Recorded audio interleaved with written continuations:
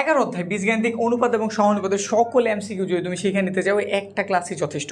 এই একটা ক্লাসে আমি সকল নিয়ম শিখিয়ে দিতেছি, জাস্ট কয়েকটা এমসিকিউ তুমি বুঝতে থাকো, জাস্ট বুঝা পড়তে হইব, না বুঝা মুখস্থ করে গেলে কাজ হইব না। আমি এইভাবে শিখিয়ে দেবো, এই অল্প কয়েকটা এমসিকিউ যথেষ্ট এই পুরো অধ্যায় কভার করার জন্য।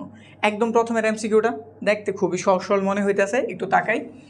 x বিলংস টু y এর মান 2:3 দিয়ে দিছে এবং 2:x এর মান 1:2 দিয়ে দিছে। তোমার কাছে y এর মান কত জানতে চেয়েছে। এখানে কি দুটো অনুপাত দেওয়া না? প্রথমটা কি দেওয়া, x/y মান কত দেওয়া 2:3। একটু যদি রেডি করি, আমরা জানি অনুপাতগুলির কীভাবে লেখে। প্রথমে যে আছে মানে আমাদের পূর্ব রাশি তার লেখে উপরে, বা উত্তর রাশি বা পরের রাশি যেটা বলে এটা থাকে নিচে। এখানেও সেম 2:3 এটা করে রেখে দিলাম। এখন এটার দিকে তাকাই, 2:x = 1:2। একটু যদি তাকে আমাদের উপরেরটাতে কিন্তু চলক দুইটা ছিল, মানে এক্স এবং ওয়াই, অজানা রাশি কয়টা ছিল? দুইটা। কিন্তু এই অনুপাতে আমাদের অজানা রাশি কিন্তু মাত্র একটা, যেটার মান আমরা খুব ইজিলি বের করতে পারি। তো এখানে লিখতে পারি আমরা 2x, আর এখানে লিখতে পারি 1/2। আর বা ক্রস গুণনের হেল্প নেই, 1 এর সাথে x এর গুণ হইলো x, 2 দুগুণে কত হইলো 4। তো আমি x এর মান কিন্তু জানি, তো এই সমীকরণে এসে তুমি x এর মানটা জাস্ট বসায় দাও। এখানে 2/3 হইলো, আর গুণ যদি করি এটা 2y হইলো, 3 4 কত হইলো 12। যদি আমি ওয়াইয়ের মানটা বের করি, 12 2 দ্বারা ভাগ করলেই হয়েছে কত হয়েছে 6। বুঝতে পারছি বিষয়? তো ওয়াইয়ের মান কত 6। এই যে, তো এই টাইপের যদি আমাদের দুইটা অনুপাত দিয়ে দেয়, একটাতে ধরো তোমার দুইটা অজ্ঞাত রাশি দিয়ে দিছে আর আরেকটাতে একটা অজ্ঞাত রাশি দিছে, তো তুমি ইজিলি যেটাতে একটা অজ্ঞাত রাশি দিছে এটার আগে ধরবা, এখান থেকে অজ্ঞাত রাশিটার বা চলকটার মানটা বের করবা, নিয়ে সমীকরণে বসায় দাও, হিসাব নিকাশ করে বের হয়ে যাবো। এখন এটা কি এইরকম হুবহু না থেকে হয়তো মানটা চেঞ্জ করে দিতে পারে, আর কিছু করার চান্স কিন্তু নাই। বুঝতে পারছি? পরেরটার দিকে তাকাই, পরেরটাতে কি বলছে দেখো। এইখানে একটা ঘড়ি 30% ক্ষতিতে বিক্রয় করা হলো, এর বিক্রয় মূল্য আর ক্রয় মূল্যের অনুপাত জানতে চেয়েছে। এই কোয়ালিটির একটা অঙ্ক আমরা কিন্তু আমাদের এসকিউ ক্লাসটাতে করেছি, যেখানে আমি শিওর 22টা সিকিউ করাই বলছি। এগুলো থেকে তোমার পরীক্ষায় সেম টু সেম মিলে যাইব। তো এই ক্লাসটা যদি দেখে নিতে চাও, আগে ক্লাসটা কমপ্লিট করো, ওইটা আমি ডিসক্রিপশনে দিয়ে রাখছি, দেখে নিও। এখন কত হইতেছে, একটা ঘড়ি হচ্ছে 30% ক্ষতিতে বিক্রি করছে। ঘটনাটা বুঝো, এটা হচ্ছে একটা ঘড়ি, যাও ঘড়ি বাদ এটা কলম। 100 টাকায় কিনছিলাম, বিক্রি করে কত টাকা ক্ষতি হয়েছে? 30 টাকা। তাহলে আমি বিক্রি করছি কত টাকায়? 70 টাকায়। সহজ হিসাব। আমি যেহেতু 30 টাকা ক্ষতিই করছি 100 টাকায়, তাইলে অবশ্যই 100 টাকা যেটা, এটা হচ্ছে আমাদের ক্রয় মূল্য। এটা আমাদের কী মূল্য? ক্রয় মূল্য। ঠিক আছে? আর আমি এটা বিক্রি করছি 30% ক্ষতিতে, মানে 30 টাকা ক্ষতিতে, তাইলে অবশ্যই 100 থেকে 30 টাকা কমে বিক্রি করছি, মানে 70 টাকায়। তাই 70 টাকা হইতেছে আমাদের কি? 70 টাকা আমাদের বিক্রয় মূল্য। বুঝছি? এখন এই দুটোর অনুপাত করতে বলছে, কিন্তু অনুপাতের সব বিষয় যে অনুপাত আমরা যখন করবো, অবশ্যই একটা বিষয় মনে রাখতে হবে। একটা বিষয় কি গুরুত্বপূর্ণ, একটা বিষয় হয়েছে কার নাম আগে দিছে। এখানে যেমন আমি ক্রয় মূল্য বিক্রয় মূল্য লিখছি, কিন্তু তারা কারে আগে লিখছে? বিক্রয় মূল্য নাকি ক্রয় মূল্য? দেখাই যেতেছে তার আগে বিক্রয় মূল্য লিখছে, তারপর ক্রয় মূল্য লিখে অনুপাত জানতে চেয়েছে। এর মানে তোমার বিক্রয় মূল্যটারই আগে লিখতে হবে, ক্রয় মূল্যটারই পরে লিখতে হবে, না এর কিন্তু অ্যান্সার মিলবো না, ভুল হয়ে যাবো। তো আমরা এখানে ওই কাজটাই করতেছি। আমাদের বিক্রয় মূল্য কত? 70, এটার আগে লিখতেছি, আর ক্রয় মূল্য 100 করে রাখলাম পরে। এখন দেখো এখানে যদি এটা 10 ধারা আমি কাটি, 7 হইবে, এটা 10 ধারা কাটলে 10 হইবে, এটাই আমাদের অ্যান্সার। 7:10। 7:10 কই আছে? 7:10 আছে আমাদের গ নম্বরে। কথা যদি একটু ঘুরে যেত, এখানে ধরো ক্রয় মূল্য দিয়ে দিচ্ছে, এখানে যদি বিক্রয় মূল্য দিয়ে দিত, তাইলে কি হইতো? তাইলে অবশ্যই অ্যান্সার কিন্তু এটা হইতো না, অ্যান্সার এই যেটা হয়ে যেত। বুঝছি? তো এই বিষয়টা একটু ভালো মতো খেয়াল রাখবা যে আমাদের কার নামটা আসলে আগে দিছে। ঠিক আছে? পরেরটার দিকে তাকাই। এটা যদি তুমি বুঝতে থাকো, এটা তুমি অবশ্যই পারো। এখন বলতে পারো এটা তো একটা সহজ সরল মান 30 দিয়ে দিছিল, এখানে তো একটা জটিল মান দিয়েছে, এখন কীভাবে করবো? প্রক্রিয়া তো একই। আর এই জটিল হিসাবের জন্য তোমার কাছে অবশ্যই ক্যালকুলেটর থাকবে, তাহলে আর ঝামেলা কই। পুরো বিষয়টা বলি। একটি দ্রব্য এত পার্সেন্ট ক্ষতিতে বিক্রয় করলে, কত পার্সেন্ট ক্ষতিতে বিক্রি করছি? এত পার্সেন্ট। এর মানে 100 টাকার জিনিসটা তুমি কত টাকা ক্ষতি করছো? 25/2, এত টাকা ক্ষতি করছো। এবার একটু বিয়োগ করি। 2 এটা হইবে আমাদের কত? 100। 2 এর সাথে গুণ হয়ে 200 হয়ে গেছে, মানে আমি লসাও করছি, এর দ্বারা ভাগ করছি 1। আচ্ছা, বিষয়টা পুরোই বুঝি। এমসিকিউ দেখি একটু তাড়াহুড়া করতেছি, তার একটু বিস্তারিত বুঝাই, একটু সময় না তুমিও দেখো। এই ক্লাসটাই যথেষ্ট এই বিষয়গুলো তোমার ক্লিয়ার হয়ে বোঝানোর জন্য। ঠিক আছে? এমসিকিউতে একটু তাড়াহুড়া থাকে, এই জন্য আমি অনেক সমীকরণ হয়তো বা অনেক হিসাব নিকেশ এত বিস্তারিত দেখাবো না, একটু শর্টকাট দেখাবো। যদি প্রবলেম হয় বেশি কমেন্ট সেকশন খোলা আছে, জানাইতে পারো। এখন দেখো এইখানে আমাদের লসাও কত? 2 দিয়ে দিলাম। সিঙ্গেল সংখ্যা বা বলতে পারি পূর্ণ সংখ্যা, তো লসার সাথে ডাইরেক্ট গুণ, 200 হয়ে গেল। 2 ধারা ভাগ করছে 1 হইলে 1 ধারা 25টা গুণ দিছি 25। এটা বিয়োগ করলে থাকলো 175, নিচে হইতেছে 2। তাহলে এটা আমাদের কি মূল্য? এটা আমাদের বিক্রয় মূল্য। এটা হইতেছে আমাদের বিক্রয় মূল্য, আর আমাদের ক্রয় মূল্য 100। এখন হচ্ছে আগের মতো কথাই, তুমি চেক দিবা কার নাম তার আগে লিখছে। তার আগে লিখছে এবার ক্রয় মূল্য, পরে লিখছে তারা বিক্রয় মূল্য। তো তোমার হিসেবে তুমি ক্রয় মূল্য 100 আগে লিখবা, তারপর ইস্টু দিয়ে কত লিখবা 75/2। এখন এটার মানে তুমি জানো, তুমি যদি ক্যালকুলেটার ইউজ না করে হাতে করতে চাও তুমি করবা কি, আগে 100 লিখে দিবা, এখানে 175, নিচে 2 লিখে দিবা, তারপর উপরের 100 আগে লেখো, এটা ভাগ আছে গুণ দিয়ে উল্টায় দাও, উল্টায় দিলে 2 উপরে আর 175 কই নিচে, 175 নিচে। এবার তুমি কাটাকাটি করলে কিন্তু অ্যান্সারটা এসে পড়বো, উপরে আসবো কত 200, উপরে কত এসে পড়বো 200, আর নিচে কত 175। এখন এই দুটোর ভাগ দিলে আমাদের কাঙ্ক্ষিত রেজাল্টটা এসে পড়বো। তো এটার জন্য সবচেয়ে ইজি হয় তুমি একটা ইএস ক্যালকুলেটার নেবা, যদি এফএক্স থাকে তাইলেও ঝামেলা নাই, ওই ক্ষেত্রে হয়তো দশমিকে মানটা বের হইব, কিন্তু ইএস থাকলে ডাইরেক্ট এই যে 200 নিলাম, ভাগ দিয়ে দিলাম 175, রেজাল্টটা এসে পড়ছে 8/7, মানে যেটা দেখতে এটা এরকম হয়েছে 8/7। তাহলে আমাদের অ্যান্সার হচ্ছে 8:7 বা 8/7, যেটা দেওয়া আছে দেখে দিয়ে দাও অ্যান্সার। 8/7/8 না, অ্যান্সার হইব না। 8/9 হইব না, 8/9, 9/8 হইব না, এই যে আমাদের 8/7। বুঝতে পারছি? আর কথা যদি একটু স্লাইড ঘুরে যেত, যেমন বইলে দিত আমাদের এইখানে ক্রয় মূল্য না বলে বিক্রয় মূল্য বইলে দিত, ক্রয় মূল্যের পরে বলতো, তাহলে অ্যান্সার কোনটা হতো এই যেটা। তো এই বিষয়গুলি খুবই খুবই গুরুত্বপূর্ণ, এমসিকিউর জন্য অন্তত খুবই বেশি সেন্সিটিভ, যে তোমার খেয়াল রাখতে হবে কোনটা আগে আছে কোনটা পরে আছে, ওই অনুসারে আমাদের অ্যান্সার হইব। পরেরটার দিকে যদি দেখো, পরেরটাতে কী বলে দিছে, এটা কমপ্লিট করছি, এটা করছি, এটা করছি। কোনো পাত্রে দুধ ও পানির অনুপাত দিয়ে দিছে, দুধের পরিমাণ পানির চেয়ে 6 লিটার বেশি হলে পানির পরিমাণ কত? আচ্ছা ঠিক আছে, আমরা অনুপাতটা জানি, আবার একটা জিনিসের পরিমাপ আরেকটা জিনিস থেকে কতটুকু বেশি কমে এটাও বইলা দিছে। তো দেখি এটা কীভাবে করা যেতে পারে। জটিল মনে হইতে পারে এই টাইপের বাংলাগুলি, যদি না বোঝো তুমি একটু সময় নিয়ে যদি না বোঝো তাহলে অবশ্যই জটিল মনে হইব, আর যদি একটু খেয়াল দিয়া একটু বিশ্লেষণ করে বোঝো তাহলে বিষয়টা ইজি। কীভাবে দেখি, কি বলছে, কোনো পাত্রে দুধ ও পানির অনুপাত এত, দুধের পরিমাণটা পানির চেয়ে 6 লিটার বেশি, তাহলে দুধের মানটা কার উপর ডিপেন্ড করতেছে, পানির উপরে। তাহলে তুমি পানির মানটা একটু ধরে নাও। তো প্রথমে লিখেছি ধরি পানির পরিমাণ, শুধু পানি লিখে দিলাম, পানির পরিমাণ কত x লিটার, ঠিক আছে। তাহলে দুধের পরিমাণ কত, দুধের পরিমাণ পানির থেকে 6 লিটার বেশি না, 6 লিটার। বিষয়টা কি বুঝছি, তারা কি বলছে আমাদের দুধ আর পানির অনুপাত দিয়ে দিয়েছে, ঠিক আছে, আবার বলছে দুধের পরিমাণটা হইতেছে পানির চেয়ে 6 লিটার বেশি। তো আমি কোনোভাবে জানলাম পানির মানটা হইতেছে x লিটার, তাহলে দুধেরটা x থেকে 6 লিটার বেশি হইব, x + 6, বুঝছে। আর এবার আবার বইলে দিছে দুধ ইস্টু পানির অনুপাত, এটা দুধের অনুপাতটা হইতেছে x + 6 ইস্টু পানির অনুপাতটা হইতেছে x, আর তাদের মান হইতেছে কত, এই যেটা 5:2। দেখো তো বিষয়টা বুঝতে পারছো কিনা। মূলত আমাদের কাজ ছিল একটা সমীকরণ দাঁড় করানো, আমরা সমীকরণ দাঁড় করাই দিছি কীভাবে, পানির x ধরছি, দুধ পানির চেয়ে 6 লিটার বেশি, তো আমি পানির মানের সাথে 6 যোগ করছি, দুধেরটা জেনে গেছি। তো এটা হচ্ছে দুধের অনুপাত, এটা আমাদের পানির অনুপাত, যেটা তারা এইখানে দিয়ে দিছিল, এই যে দেখো 5:2 দুধের অনুপাত ইস্টু পানির অনুপাত। এবার একটু কাজ করি, এটা আমাদের উপরে চলে যাবো x + 6, এটা নিচে এসে পড়বো, এখানে 5 উপরে চলে যাবো, 2 নিচে এসে পড়বো। আর এবার ক্রস গুণনের হেল্প নেই, 5 এর সাথে x এর গুণ করছি, 5x হয়েছে, 2 এর সাথে এটার গুণ করলাম, 2x + 6। তুমি যত শর্টকাট পারো কইরো, আমি একটু বুঝাইতেছি এর জন্য হয়তো একটু বিস্তারিত করতেছি, চাইলে শর্টকাট করতে পারতাম, সেক্ষেত্রে তোমার বুঝতে একটু ঝামেলা হইতে পারে, এজন্য ভিডিওটা হয়তো একটু লম্বা হয়ে যাইব, একটু ধৈর্য নিয়ে দেখো। কত 2x, 6 দুগুণে কত হইল 12, এরপরে 5x, সে ওই পাশে প্লাস, এই পাশে আসলে কী হয়ে যাবো মাইনাস। আর আরেকটা বিশেষ কথা, যদি আমাদের কথাগুলো একটু বেশি ফাস্ট মনে হয় বেশি ফাস্ট বলতেছি, স্পিড একটু কমাই নিও, কীভাবে স্পিড কমানো গিয়ে ইউটিউবে এটা অন্তত জানো মনে হয়, ঠিক আছে, যদি বেশি মনে হয় কমাই নিও। এখান থেকে কত পাওয়া গেল, 3x পাওয়া গেল, আর এখানে কত পাইছি আমি 12, আমার x এর প্রয়োজন, 3 এই পাশে গুণ, ওই পাশে গেলে কী হয়ে যাবে, অবশ্যই ভাগ, 3 × 4 = 12। তো x এর মান কত জানছি 4, x আমরা কারে ধরছিলাম, পানিরে ধরছিলাম, তাহলে পানি কয় লিটার, 4 লিটার। এখানে আমাদের কাছে কী জানতে চেয়েছে, পানির পরিমাণ কত, পানির পরিমাণ 4 লিটার, অ্যান্সার শেষ। পরেরটাতে এই যে এই টাইপটা খুবই গুরুত্বপূর্ণ, মাথায় রাখবা, আমাদের 5, 6 এই টাইপ, ধরো 7-এর কথা যদি বলি, আবার যদি 8-এর কথাও বলি, এক কোয়ালিটির জিনিস, এটা যদি বোঝো মানে এইরকম একটা বুঝলে বাকিগুলি করতে পারবা। আর এই 4টা টাইপের মধ্যেই তোমার পরীক্ষা থাকবো। এবার এটা এমসিকিউ বলো বা এসকিউ বলো বা সিকিউর ক নাম্বার বলো, এই টাইপের বাইরে যাইব না, তো বিশেষভাবে এটার খেয়াল দিয়ে দেখো। ক্লিয়ার করি, একটু সময় নিয়ে বোঝো এটারে।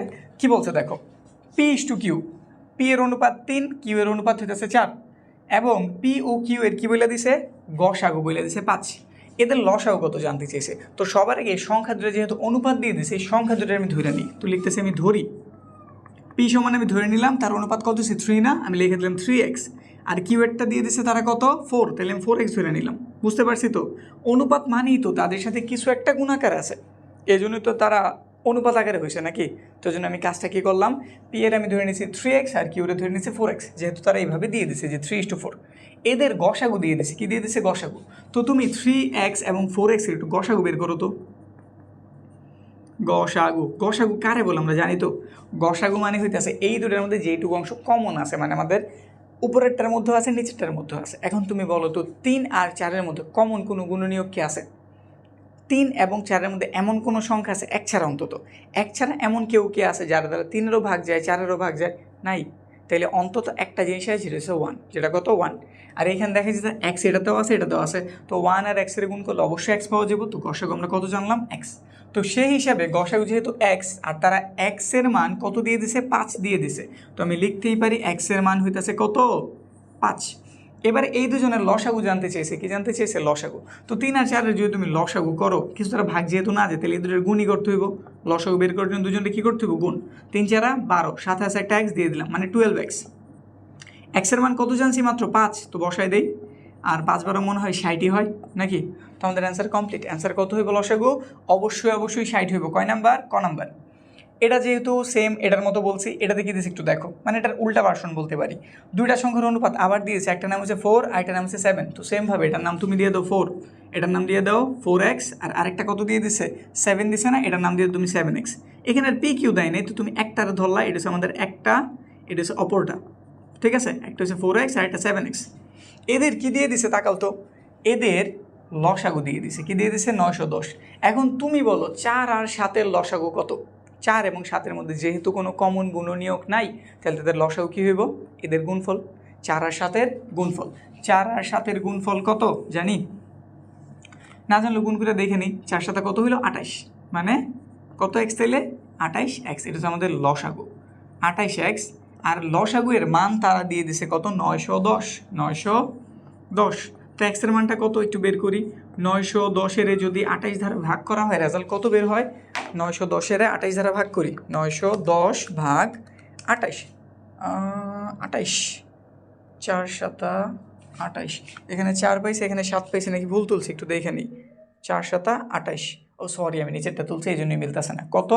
140। কত আছে? 140, 140, এই জন্যই মিলতেছিল না, কারণ একটা পূর্ণ সংখ্যা আসবো। 140-এ যদি আমি 28 দ্বারা ভাগ করি, 140 ভাগ হইতেছে 28, 5 কাটলে কত পাওয়া গেছে? 5। মানে আমি এক্সের মান এখন জানি, এক্সের মান 5। আমাদের কাছে যদি গসাগু জানতে চাই, তো অ্যান্সার 5 হয়ে যেত। যদি গসাগু জানতে চাই, কিন্তু আমাদের ক নাম্বারগুলোতে বা সংক্ষিপ্ত এরকম জানতে চেতে পারে, লসাগু দিয়ে দিছে, গসাগুর মান জানাও, তাহলে এক্সের মানই আসলে গসাগু। এখন কথা হইতেছে আমাদের কাছে গসাগু কি জানতেছি না অন্য কিছু? আমাদের কাছে বৃহত্তম সংখ্যাটা জানতে চেয়েছি। কোন সংখ্যা? বৃহত্তম। তুমি বলো এই যে এই দুটো সংখ্যার মধ্যে এটা বৃহত্তম নাকি এটা বৃহত্তম?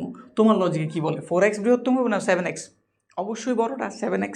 তো এই জন্য তুমি কি লিখবা? বৃহত্তম সংখ্যা 7x। 7 × 5, 5 7 কত হইলো? 35। আর যে ক্ষুদ্রতম জানতে চাইতো, লিখে দিতে তুমি কত? 4x। 4x, 4 × x এর মান কত? 5, 4 5 কত? 20। বিষয়টা কি বুঝছি? বুঝে যদি থাকে তোমার জন্য এই পরেরটাও খুব ইজি। পরেরটাতে কি বলছে? দুইটি সংখ্যার অনুপাত দিয়ে দিছে, তাদের লসাগু দিয়ে দিছে, সংখ্যা দুটার অন্তর জানতে চেয়েছে। সংখ্যা দুটার কি জানতে চেয়েছে? অন্তর। মানে এটার পরের স্টেপ বলতে পারি। এখন এটার জন্য একটু যদি কাজ করি, তো দেখাই নেই, বিষয়টা গুরুত্বপূর্ণ, তো প্রতিটি একটু বিস্তারিতই বুঝাই নেই। দুইটা সংখ্যার অনুপাত দিয়েছে, একটা 7 আর একটা 10। তাহলে একটা সংখ্যা হচ্ছে আমাদের 7x আর একটা সংখ্যা হচ্ছে অবশ্যই 10x। এদের লসাগু মানে কি? 7 10 70x, আর 70x এর মান হইতেছে 910। এই যে এবার ঠিকঠাক তুলছি, 910। এখান থেকে যদি আমি এক্সের উদ্ধার করতে চাই, 910-এর 70 দ্বারা যদি ভাগ করি, কয়বার যাইব? 910 ভাগ হইতেছে 70, রেজাল্ট 13 দাঁড়াইতেছে। কত দাঁড়ায়? 13। এবার সংখ্যা দুটো একটু বের করো। যেহেতু সংখ্যা দুটোর তুমি অন্তর বের করছো, অন্তর মানে কি? বিয়োগফল না? এখন তুমি যে সংখ্যা দুটো নাই জানো, তুমি বিয়োগফল বের করবা কেমনে নাকি? তো এই জন্য কী করতে হবে? সংখ্যা দুটোর বের করতে হইব। 7-এর সাথে এক্স আছে, মানে 13-রে গুণ করলাম। 7 আর 13 গুণ করলে 7 গুণ 13 কত বের হয়েছে? 91। আবার যদি আমি 10-এর সাথে 13-রে গুণ করি, কত বের হবে? 130। জাস্ট বিয়োগ করবো, চিহ্ন ফ্যাক্টর না কিন্তু, জাস্ট তোমার কাছে অন্তর জানতে। তো তুমি 130 থেকে যদি 91-রে বিয়োগ করো, রেজাল্ট বেরোবে 39। কত বেরোইব? 39। ঠিক আছে, মানে আমি বড়টা থেকে ছোটোটারে কী করছি? বিয়োগ করছি। বুঝছি? শেষ। 39 কই আছে? 39 আছে আমাদের ক নাম্বারে। কমপ্লিট। পরেরটা দুইটা সংখ্যার অনুপাত এত এত দিয়েছে, তাদের বর্গের সমষ্টি অন্তরের অনুপাত কত। এইটা একটু আলাদা টাইপ আমি বলতে পারি, বাকিগুলোর থেকে এইটা একটু আলাদা। কিভাবে আলাদা একটু দেখো। প্রথমে বলছি কি দুইটা সংখ্যার অনুপাত দিয়েছে, ঠিক আছে, দুইটা সংখ্যার অনুপাত হইতেছে 5, 4, আমি ওইভাবেই লিখলাম। তাদের বর্গের সমষ্টি, তাদের কি করতে বলছে, বর্গ করতে বলছে। তো তুমি যদি এটা একটু বর্গ করো, এটা দেখতে কেমন হইব, 5-এর বর্গ মানে স্কোয়ার করলাম, 5-এর বর্গ কত হয়েছে 25, 4-এর বর্গ কত হয়েছে 16।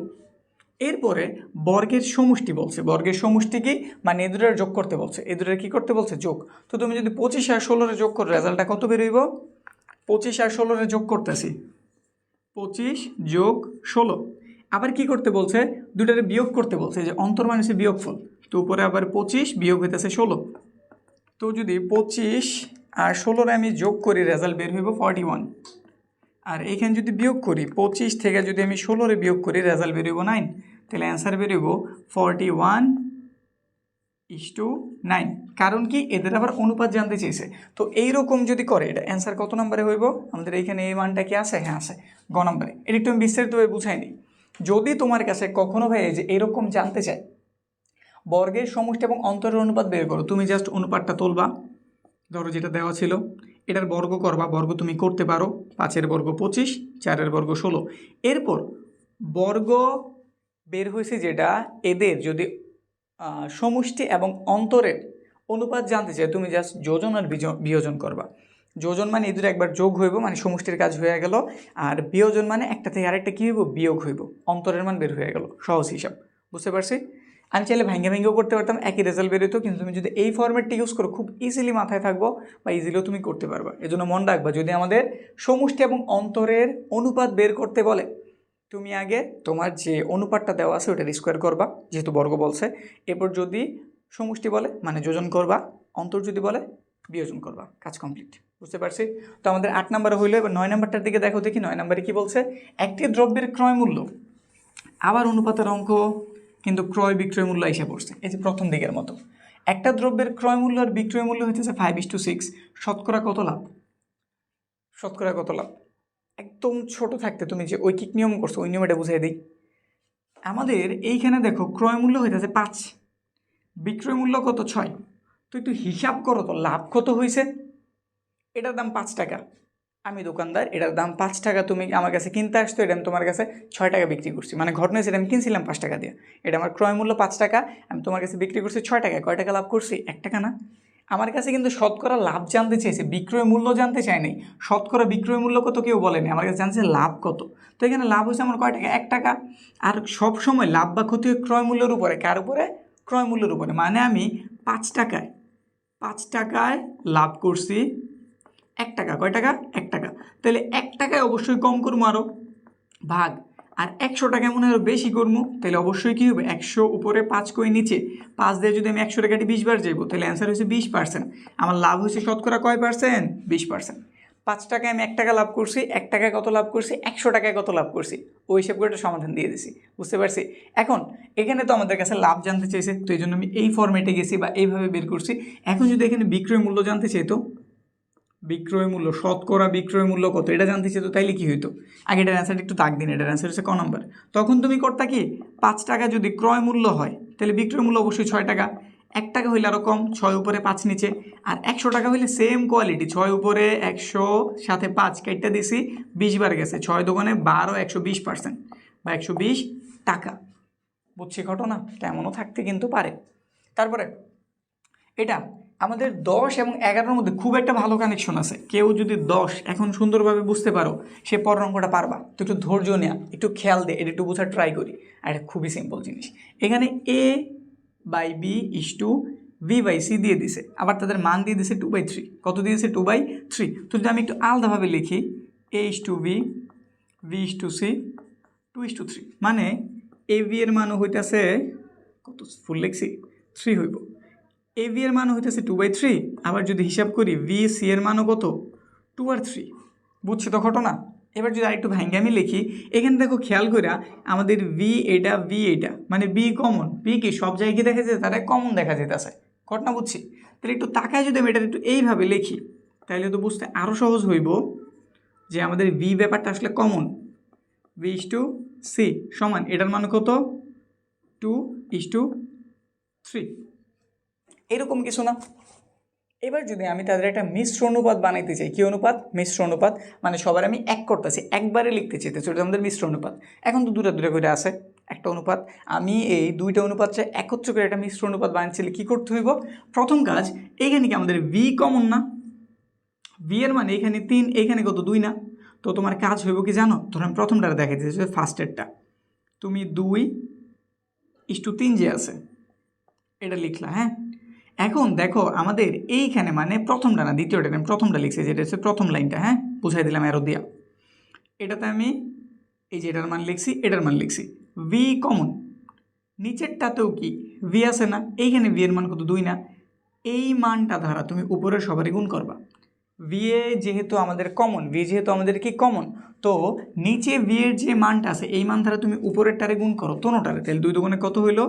4, গুণ দিয়ে রাখলাম আগে। 3 দুগুণে 6 হইল। সেমভাবে আমি নিচেরটারে তুলি, 2:3 লিখছি। নিচেরটারে তুমি এবার করবা কি? উপরেরটা ধারা গুণ দিবা। উপরের যে বি ছিল মানে কমন যে পাবলিক ছিল তার এতে তুমি নিচের গুলারে গুণ করবা। তো গুণ দিলে এটা হইব 3 গুণ করছি, 3 গুণ করছি। তো এটার যদি তুমি হিসাব করে এখানে অবশ্যই কত বের হইব? 4 বের হইব না? এটার মান কত বের হইব? 4। আর এটার মান কত বের হইব? অবশ্যই 6 বের হইব। এখানে যদি তুমি হিসাব করে এটার মান 6 বের হইব, এটার মান কত বের হইব? 9 বের হইব। খেয়াল দিয়ে দেখো এখন বি সেম, বি কি সেম। এটা হচ্ছে তোমার এ এর মান, এটা তোমার ভি এর মান, এটা তোমার ভি এর মান, এটা তোমার সি এর মান। তো ফাইনালি আমি a/b/c এর যদি লিখি, এর মান কত? এর মান হচ্ছে একদম প্রথমটা যেটা হচ্ছে 4। বি এর মান এইখানেও 6, এইখানেও 6, একটা 6 লিখলেই হয়েছে। আর সি এর মান 9। বুঝছি ঘটনা? এখন আমি সবাইরে চিনি, এ রে চিনি, বি এর চিনি, সি এর চিনি। তোমার কাছে কার অনুপাত জানতে চেয়েছে? তোমার কাছে জানতে চেয়েছে তারা c/a এর অনুপাত। সি কোনটা? 9, তাহলে 9 আগে লেখো। ইস্টু তারপর কারে লেখছে তারা? এ রে, এর অনুপাত কত? 4। তাহলে তোমার অ্যান্সার কত? তোমার অ্যান্সার হইতেছে 9:4। 9:4 বিষয় কি বুঝছি? অ্যান্সার কই আছে? 9:4 কি আছে? একদম ক নাম্বারই। বিষয় কি ক্লিয়ার? এটা তুমি যদি জানি না থাকো, এটা তোমার অনেক জায়গায় হেল্পফুল হইব। মানে এই জিনিসটা, এই যে মিশ্র ভগ্নাংশ বানানোর যে কৌশলটা, এটা খুবই গুরুত্বপূর্ণ একটা পার্ট। এটা তুমি জানা থাকলে তুমি যেমন অন্য এমসিকিউতে হেল্প পাইবা, তুমি শর্ট কোশ্চেনগুলোতে হেল্প পাইবা, তুমি সৃজনশীলের কত হেল্প পাইতে পারো। ঠিক আছে? এরপরে বলছি যেহেতু এটা যদি বুঝা থাকো, তোমার পরেরটা বোঝাটা খুব ইজি হইব। তো পরেরটা বোঝার ট্রাই করি। এত পিতা পুত্রের অঙ্ক দেওয়া, পিতা পুত্রের অঙ্ক, ঠিক আছে? এটা হচ্ছে আমাদের পিতা, এটা আমাদের পুত্র। তো পিতা লেখা দিলাম, ইষ্টু পুত্র লেখা দিলাম, তাদের একটা অনুপাত দিয়ে দিছে। পিতা পুত্রের অনুপাত কত? 4:1। 4:1। তারপরেরটায় পুত্র আর কন্যাটা দিয়ে দিছে, পুত্র আর কন্যা, পুত্র ইষ্টু কন্যা। তারটা কত? এখানে পুত্র ইষ্টু কন্যাটা কিন্তু 1:2, 1:2। খেয়াল দাও, আমি যদি তাদের মিশ্র অনুপাত বানাইছে, কি অনুপাত বানাইছে? মিশ্র অনুপাত। কে কমন? পুত্র কি কমন না? এখানেও পুত্র আছে, এখানেও পুত্র আছে, এখানেও পুত্রর মান আছে, এখানেও পুত্রর মান আছে, কিন্তু আমাদের কপাল খুবই ভালো, এখানে মানগুলি সেম দিয়ে দিছে। মানে আমারটা অন্তত ভালো, আমি ইজি দেখে একটা নিয়েছি, তোমার হয়তো জটিলটা দিয়ে দিতে পারে নাকি? তো জটিল দিলেও ঘাবড়ানোর কিছু নাই, বিষয় একটাই যে সেম টু সেম। ওটা দ্বারা নিচেরটা দ্বারা উপরের গুলার গুণ দিবা, উপরেরটা দ্বারা নিচের গুলার গুণ দিবা, সেম হয়ে যাবে যদি সেম না থাকে। আর এরকম সেম থাকলে তো কাজ শেষই। পিতারটা কত? এটা ধরো পিতা, এটা পুত্র, এটা হইতেছে আমাদের কন্যারটা। পিতারটা কত? 4, পুত্রেরটা 1, আর কন্যারটা কত? 2। বুঝছি তো? এই যে 4 পিতারটা, পরেরটা হইতেছে পুত্র, এখানে 1, এখানে 1 লিখছি, আর কন্যারটা 2। তো আমি পিতা পুত্র সবারটা জানি, কিন্তু আমাদের কাছে জানতে চেয়েছে কারটা? আমাদের কাছে জানতে চাওয়া হয়েছে পিতা ও কন্যার বয়সের অনুপাত কত? পিতারটা কত? 4, আর হচ্ছে কন্যারটা কত? 2। তো একটু লেখে নেই, পিতারটা 4, কন্যারটা 2। আমরা জানি অনুপাত্রে যদি পূর্ণ সংখ্যা দ্বারা ভাগ দেওয়া যায় আমরা ভাগ দিয়ে দিই, আমরা এটাতে কোনো থাইমা থাকি না, যদি ভাগ দেওয়া যায় দিয়ে দাও, আর কোনো কথা নেই। যেমন 2-এর যদি 4 দ্বারা ভাগ করি, এখানে হয়ে যাব 2, এখানে হয়ে যাব 1, তাহলে অবশ্যই অ্যান্সারটা হইব 2:1, বা শুধু 2:1। এর দল লিখি না, 2 লেখলেও হয়ে যেত। বুঝছি? যদি 2ও থাকে ওটা সঠিক অ্যান্সার, যদি 2:1 থাকে এটাও সঠিক অ্যান্সার। যে কোনো একটা থাকবো, দুইটা থাকবো না, কনফিউজ করার দরকার নেই, যে কোনো একটা থাকবো। তো 2:1 আমাদের এখানে আছে, তো অ্যান্সার দিয়ে দিছি। বুঝতে পারছি কি বিষয়? 12 নাম্বার 13 নাম্বার সব বাংলা কথার অঙ্ক নিছি। বাংলা কথার অঙ্ক দেখলেই ভয় লাগে নাকি? কিন্তু আসলে বিষয়টা ইজি হইব যখন তুমি বুঝতে পারো বিষয়টা। বোঝার ট্রাই করি, আমাদের এগুলো খুব ইজি। এটা মোটামুটি একটু বড় অঙ্ক, একই বইলা নিতে, সেতে হিসাব নিকাশ একটু বেশি হইব। একটি ক্লাসে ছাত্র ও ছাত্রীর সংখ্যার অনুপাত দিয়ে দিছে, ঠিক আছে। 10 জন ছাত্র হইলে 7 জন হইতেছে ছাত্রী। ছাত্রীর সংখ্যার অর্ধেকের চেয়ে 8 জন বেশি। ছাত্রীর সংখ্যাটা বের করা যাইব, কিন্তু কার উপর ডিপেন্ড করে বের হইতেছে? ছাত্রীর উপরে। ছাত্রীর সংখ্যাটা ছাত্র সংখ্যা যা তার অর্ধেক কর্ম তার থেকে 8 জন বেশি। তো ছাত্রীর সংখ্যা বের করতে আমরা কারে ধরতে হবে? ছাত্ররে। তো আমি ধরে নিচ্ছি ছাত্রীর সংখ্যা, তো ধরি ছাত্র x জন, তাহলে ছাত্রী কয়জন? ছাত্রীর সংখ্যা হইতেছে আমাদের ছাত্রের সংখ্যার অর্ধেক। ছাত্রের সংখ্যার কেমন অর্ধেক? ছাত্রের সংখ্যারে অর্ধেক করো, 2 দিয়ে ভাগ দিয়ে দাও। এই ছাত্রের সংখ্যার অর্ধেক থেকে আবার কয়জন বেশি? 8 জন বেশি, তার সাথে 8 অ্যাড করে দাও। বুঝছি? একটু চাইলে হিসাব নিকেশ করে রাখতে পারি। এটা কত হয়ে যাব? 2 হইব। 2 দ্বারা 2 এর ভাগ করছি 1, উপর এক্সের মতো এক্স, সিঙ্গেল সংখ্যার সাথে ডাইরেক্ট গুণ। সিঙ্গেল বলতে আমি পূর্ণ সংখ্যারে বুঝাইতেছি, ইজিলি মন রাখলে সিঙ্গেল বলতেছি। 8 দুগুণে 16, একটা কিছু বের করে রেখে দিলাম। এটা হচ্ছে আমাদের ছাত্র সংখ্যা, এটা হচ্ছে আমাদের ছাত্রী সংখ্যা। তাদের দুজনের কিন্তু অনুপাত দেওয়া আছে। অনুপাত কত? 10:7। তো লেখা দাও। এটা হচ্ছে আমাদের ছাত্র, এটা হচ্ছে আমাদের ছাত্রী। ছাত্রের ধরছি আমরা x আর ছাত্রীটা ধরছি x প্লাসের 16/2, আর তাদের মান হইতেছে 10:7। 10:7। যদি বুঝতে ঝামেলা হয় আবার একটু সামনে গিয়ে দেখা নাও, যদি জটিল মনে হয় আবার একটু রিপিট করে দেখবা, তাইলে ইজি হয়ে যাব। কি করছি আমি এখানটাতে? আমাদের প্রথমেই বলছে ছাত্রীর সংখ্যাটা ডিপেন্ড করতেছে ছাত্র সংখ্যার উপরে, কারণ ছাত্রীর সংখ্যা হতেছে ছাত্রের সংখ্যার অর্ধেকের চেয়ে 8 বেশি। তো প্রথমে আমি ছাত্রের সংখ্যা ধরছি, ছাত্রের সংখ্যা বের করার জন্য ছাত্রের অর্ধেক করে দিছি, তার সাথে 8 জন বাড়াই দিছি, একটু লসাগু করছি, তাহলে আমাদের ছাত্রীর সংখ্যা, এটা আমাদের ছাত্র সংখ্যা। এখানে আমাদের ছাত্র আর ছাত্রীর সংখ্যার অনুপাত দিয়ে দিছে, তাহলে আমরাও এখানে ছাত্র সংখ্যার ছাত্রীর সংখ্যার অনুপাত লিখছি আর মানটা বসাই দিছি। আমাদের একটা সমীকরণ রেডি হয়েছে, এখান থেকে চাইলে আমরা এক্সের মান উদ্ধার করতে পারি। তো অনুপাতের স্টাইল আমরা জানি, প্রথমটার উপরে লেখা লাগে, পরেরটার নিচে। তাহলে x প্লাসের 16/2, এখানটাতে 10 উপরে 7 নিচে। আর গুণন বা ক্রস গুণনের হেল্প নেওয়ার আগে একটু এইখানের কাজটা করি। ভগ্নাংশ দুইটা আছে, তাহলে উপরেরটার আগে লেখো, নিচেটা ভাগ আছে গুণ দিয়ে উল্টাও। x প্লাসের 16, এই পাশে আছে 10/7, তারপরে গুণ করলে এটা 2x হয়ে যাবো না? এই যে উপরের সংখ্যা, এটা উপরের সংখ্যা 2x হয়ে গেল, আর এখানে x প্লাসের 16, এইখানে 10/7। বুঝছি? এবার আর বা ক্রস গুণন করি। 2-এর সাথে 7-এর গুণ করছি, 14 হয়েছে, সাথে x। 10-এর সাথে এটার গুণ করছি, 10x প্লাসের 16। বাইঙ্গা করতেছি, তুমি কিন্তু অনেক কিছু এখানে শর্টকাট ছাড়তে পারবা। হয়ে গেল 10x, এটা হয়ে গেল আমাদের 160। এক্সটার এই পাশে টান দিয়ে নিচ্ছি, ওই পাশে প্লাস ছিল, এই পাশে এসে কী হয়ে গেল? মাইনাস হয়ে গেল 160। তো এখানে পাওয়া গেল 4x, এখানে পাওয়া গেল 160। 4 পাশে গুণ আছে, ওই পাশে গেলে কী হয়ে যাবো? ভাগ, কাইটা দেই 40। তাহলে এক্সের মান আমরা যাই না গেছি, এক্সের মান কত? 40। আর এক্স কারে ধরছিলাম? এক্স ধরছিলাম আমরা ছাত্রদের, নাকি? এগুলো তো বুঝছি নাকি? তাহলে এই পাশে আমরা বাকি অংশটা ইউজ করি, এইগুলোর আর প্রয়োজন নাই। এগুলো আশা রাখি সবাই বুঝছো। না বুঝলে ভিডিওতে তো করাই আছে, পিছনে আবার দেখে নিও। ঠিক আছে, এখন আমি এক্সের মান জানি, এক্স হইতেছে ছাত্র, তো লেখা দিলাম ছাত্র 40টা। ছাত্রী বের করি। ছাত্রীর সংখ্যাটা দেওয়া ছিল কীরকম? এই যে এইরকম x/2, মানে 40/2 প্লাসের আছে 8টা, ভাগ করলে 20টা। 20-এর সাথে 8টা যোগ করলাম, কয়টা হইলো? 28টা, 28 জন। ছাত্র হইতেছে আমাদের 40 জন, ছাত্রী হইতেছে 28 জন। ফাইনাল অ্যান্সার কতজন? 68 জন। বিষয় কি ক্লিয়ার? বুঝতে পারছি? মোটামুটি একটু বড়ই ছিল নাকি? এগুলো অনেক অংশে আমরা ক্যালকুলেটর সমাধান করতে পারি। আমি এখন বিস্তারিত বুঝাইতেছি, কিন্তু আমরা যতবার একটু ফাস্ট করতে হবে, কারণ এমসিকিউতে আমাদের সময় সুযোগ অনেকটাই কম থাকে। কিন্তু এই টাইপের অঙ্কগুলি তোমার সংক্ষিপ্ত প্রশ্নোত্তর এবং সৃজনশীলও থাকতে পারে। এই টাইপের অঙ্কগুলি থাকতে পারে, চান্স কম কিন্তু থাকতে পারে। তো অ্যান্সার কত জানছি? 68 কই আছে? ঘ নম্বরে। এরপর 13 নম্বরটা, একটা ত্রিভুজের পরিসীমা 45 দেওয়া আছে, বাহুগুলোর দৈর্ঘ্য দেওয়া আছে। খুবই সিম্পল জিনিস, বিষয়টা আগে একটু বুঝাই নেই। একটা ত্রিভুজের কথা বলতেছে, এটা একটা ত্রিভুজ, হ্যাঁ বুঝছো, এটা একটা কি ত্রিভুজের 3টা বাহুর মান দিয়েছে 3, 5, 7। তো এটার ধরো 3 ধরে নিলাম, 3x, এটার ধরে নিলাম 5x, এটার মান ধরে নিলাম আমি 7x। ত্রিভুজের পরিসীমা কারে বলে জানো কি? ত্রিভুজের 3 বাহুর যোগফল আমরা কি বলি? পরিসীমা বলি। মানে আমি যদি এখানে 3x, 5x আর 7x এর যোগ করি, পরিসীমা পাওয়া যাব। তো এটাই করতেছি, 3x প্লাসের 5x প্লাসের 7x, পরিসীমা পাওয়া গেছে। আর পরিসীমার মানটা তারাই দিয়ে দিচ্ছে। পরিসীমার মান কত বলেছে? 45 সেন্টিমিটার। তো লিখে দিলাম 45 সেমি। তো যোগ করো তো কত হইলো? এখানে 10 হইলো, এখানে 15 হইলো। 15x, এপাশে 45। আমার এক্সের প্রয়োজন, 45টা 15 দ্বারা ভাগ করলে কয়বার যাইব? 3বার। তো এক্সের মান কত? 3। এক্সের মান আমি জানি, আমার কাছে কি জানতে চেয়েছে? বৃহত্তম বাহুর দৈর্ঘ্য কত। এগুলো থেকে সবচেয়ে বড় বাহুকে চিত্র দেখে মনে হইতেছে নাকি এবারে, কারণ সেম টু সেম এঁকে ফেলছি, কিন্তু মান দেখে অবশ্যই বোঝা যায় এটা আমার সবচেয়ে বড় বাহু, মানে 7x আমার সবচেয়ে বড় বাহু। তো 7-এর সাথে গুণ করে দাও। 7, এক্সের মান জানছি আমি 3, 3 7 21, রেজাল্ট 21 সেন্টিমিটার। অ্যান্সার কই আছে? খ নম্বরে। বুঝতে পারছি। 13টা কমপ্লিট করলাম, আরও এরকমই 13টার মতো, 13টা না আর হয়তো 17 কি 18টার মতো আছে।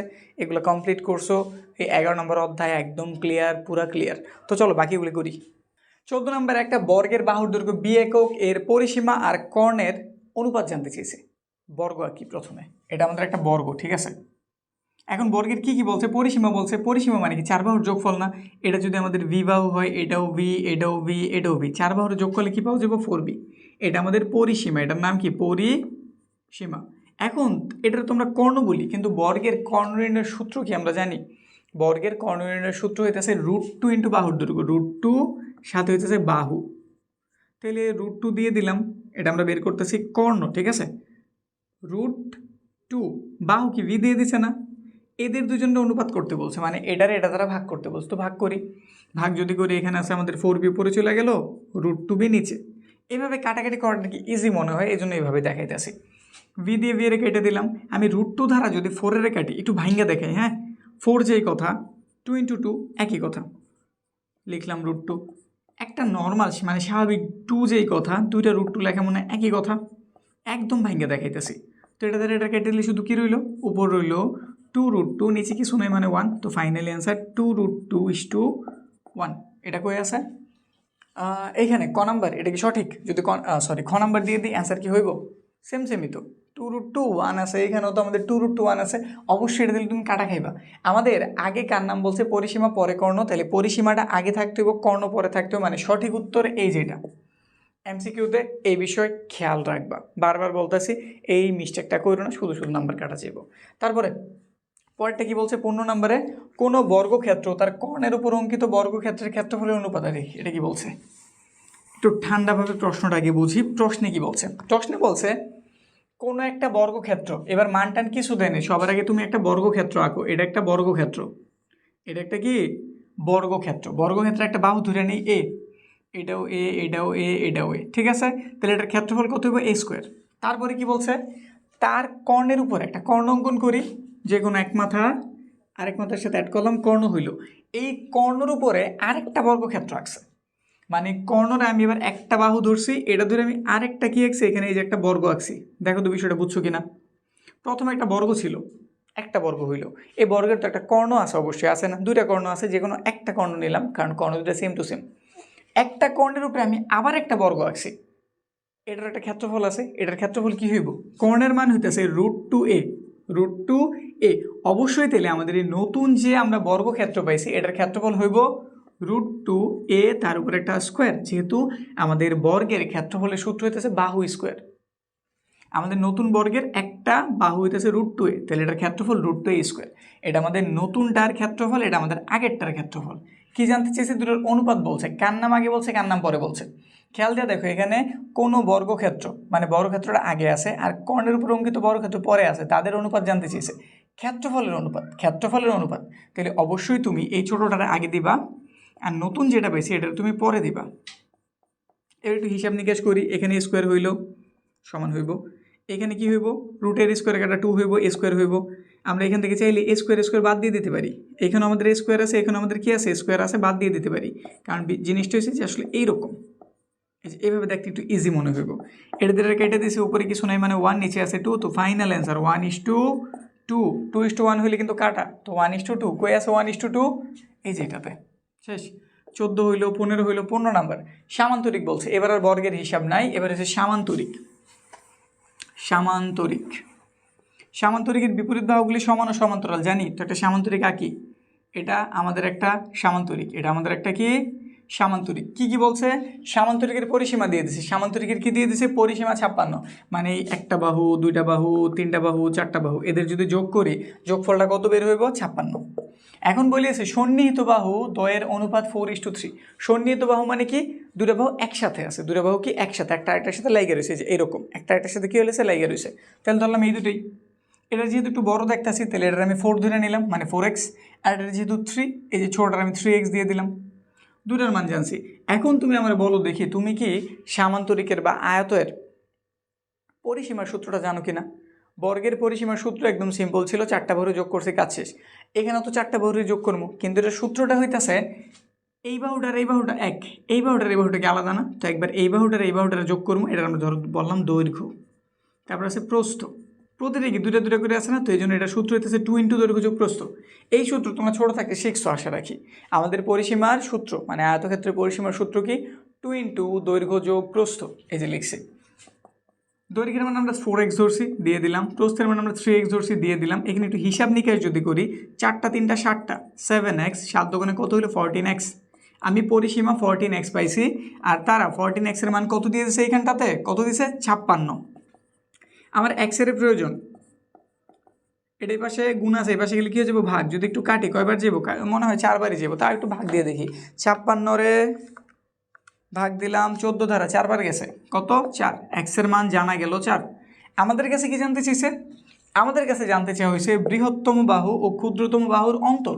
বৃহত্তম বাহু অবশ্যই এটা, তো 4 এর সাথে যদি x মানে 4 গুণ করি, 4 4 16, এটার সাথে যদি হিসাব করি 3 × 4, 3 4 কত 12, 16 থেকে 12 বিয়োগ করো, 16 12 বিয়োগ করলে কত বের হইলো 4, তাহলে অ্যান্সার অবশ্যই 4 সেন্টিমিটার। কই আছে 4 সেন্টিমিটার, এই যে খ নম্বরে। বিষয় বুঝছি, আর যে যোগফল জানছো যোগ করে দিতাম। তারপরে আমাদের 17 নাম্বার কি বলছে, একটু ভালো মতো বুঝছো, 17 গুরুত্বপূর্ণ প্রশ্ন, আগে ভালো মতো বুঝতে হইব, তারপর সমাধানের দিকে আগাইতেছি, প্রশ্ন আগে ভালো মতো বুঝি। বর্গক্ষেত্রের ক্ষেত্রফল ও তার পরিবৃত্তের ক্ষেত্রফলের অনুপাত করো। একটা বর্গক্ষেত্র, এটা আমাদের একটা বর্গক্ষেত্র, এটার তুমি একটা পরিবৃত্ত আঁকছো, বৃত্তের অধ্যায় আশা রাখি করছো, পরিবৃত্ত কারে বলে তাও তুমি জানো। পরিবৃত্ত হইতেছে এই বর্গের প্রতিটা মাথারে বা শীর্ষরে স্পর্শ করবা, এমন একটা বৃত্ত অঙ্কন করবা, মানে যে এই টাইপের একটা বৃত্ত, যেমনই হোক বুঝে নেব এটাই বৃত্ত, ঠিক আছে। এটা হচ্ছে আমাদের বর্গ, আর এটা হচ্ছে বর্গের একটা পরিবৃত্ত। আমাদের কাছে কি জানতে চাইছে, এই দুইজনের ক্ষেত্রফলের অনুপাত করতে বলছে। বর্গের ক্ষেত্রফল বের করা খুব সিম্পল, এই বাহুটার মান যদি আমি এ ধরি তাহলে আমাদের ক্ষেত্রফল হইতেছে a স্কোয়ার, এটা হচ্ছে বর্গের ক্ষেত্রফল। এবার আমরা যদি বৃত্তের ক্ষেত্রফলের হিসাব করি, সূত্র হইতেছে পাই r স্কোয়ার।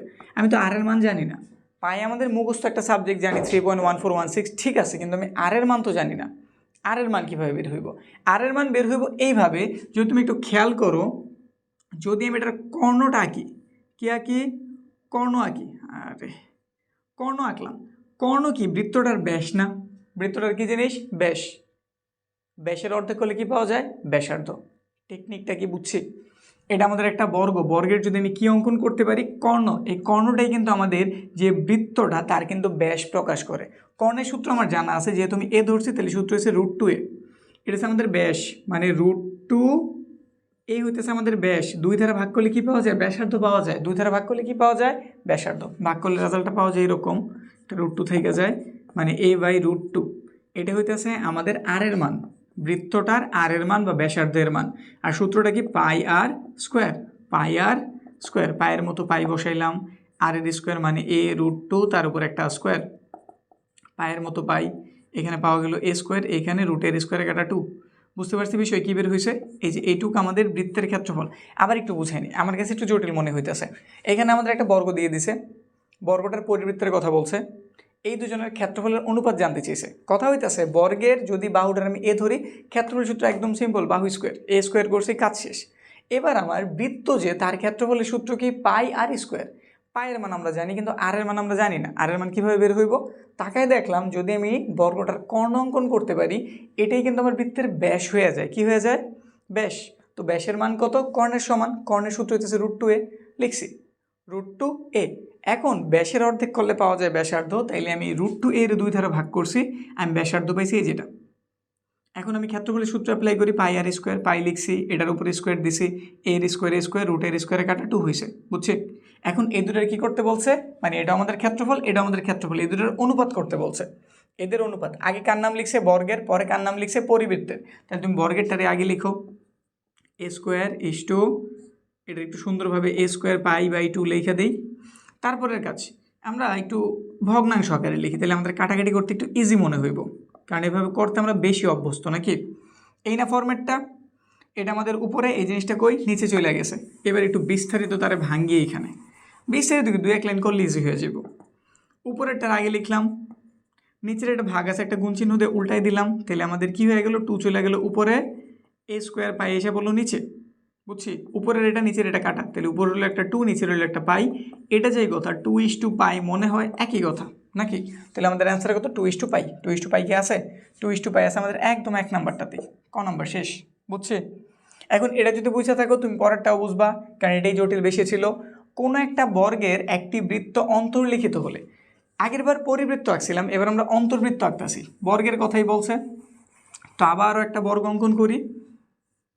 এই যে এটা আমাদের একটা বর্গ, বর্গের একটা অন্তর্বৃত্ত, মানে এটার ভেতরে, এটার কই ভেতরে আমরা একটা বৃত্ত অঙ্কন করছি যেটা চারবাহুর স্পর্শ করছে, ঠিক আছে।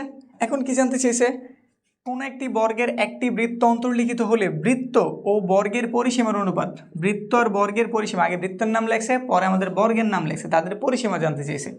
তো এই বাহুটা ধরো এ ধরছি, তাহলে এটাও এ, এটাও এ, এটাও এ, তাহলে বর্গের পরিসীমা কত 4 আমরা জানি। 4টা বাহুর যোগফলটা আমরা কি বলি, পরিসীমা বলি বর্গের ক্ষেত্রে। তো 4টা বাহুরে যোগ করছি, কাজ শেষ। এবার বৃত্তের বেলায় পরিসীমার সূত্র হচ্ছে 2 পাই আর।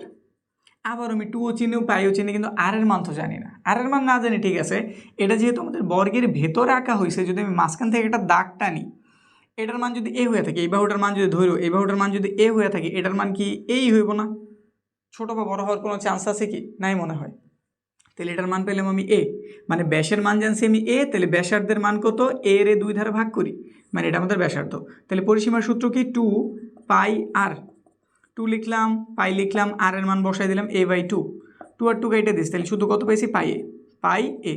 এটা হচ্ছে আমাদের বৃত্তের পরিসীমা, বৃত্তের কি পরিসীমা। এবার বৃত্তের পরিসীমা আর আমাদের বর্গের যে পরিসীমা তাদের অনুপাত করতে বলছে, ইজিলি এ বাদ দিয়ে দিলাম, তাহলে কত পাইছি, পাই is to 4, pi is to 4। Answer কত হইব, পাই ইস টু 4, কই আছে, পাই ইস টু 4, বুঝছে, শেষ।